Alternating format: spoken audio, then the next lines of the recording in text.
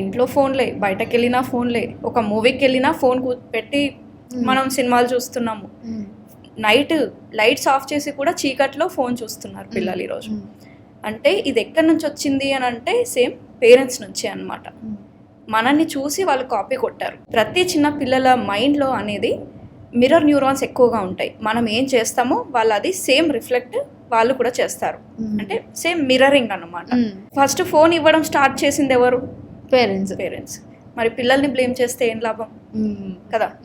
మీరు కూడా మీ పిల్లల్ని ఫోన్లు చూడకూడదు, ఫోన్ లేకుండా తినకూడదు, అంటే ఫోన్ లేకుండా పడుకోవద్దు, మీరు ఒక పాజిటివ్ చేంజ్ని చూడాలి అని అనుకుంటే ఫస్ట్ మీలో చేంజ్ తీసుకురండి.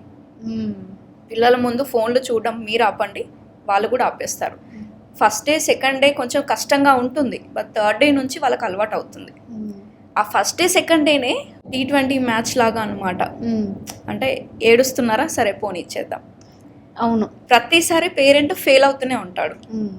ఈ గేమ్లో, ఏడ్చే గేమ్లో ప్రతిసారి పేరెంటే ఓడిపోతాడు. పిల్లలకి చాలా స్మార్ట్ అండి. ఇప్పుడు మనలాగా కాదు. మన పేరెంట్స్ జస్ట్ ఇట్లా కంటి చూపు చూస్తేనే చాలు మనం ఏడుపు ఆపేసే వాళ్ళం, ఆపుకునే వాళ్ళం ఏడ్చినా కూడా. బట్ ఇప్పుడు అలా లేదు కదా. మన పిల్లలు ఎట్లా అంటే మనల్ని రూల్ చేస్తున్నారు.